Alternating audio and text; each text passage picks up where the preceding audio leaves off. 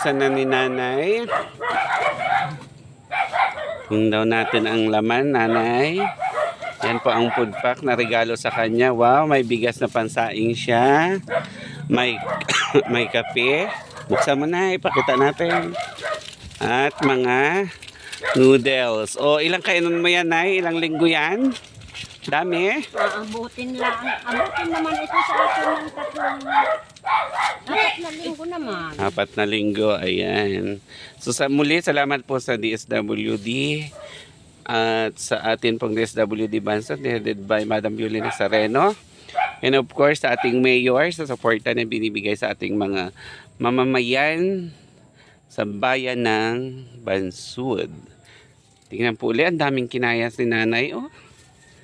Ayan, ang daming kinayas niya. Ito yung kinabubuhay niya. Hanap buhay para lang makakain.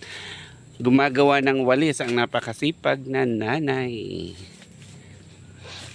Ayan, ang dami na niyang kape. Paborito ni nanay, kape. Salamat po.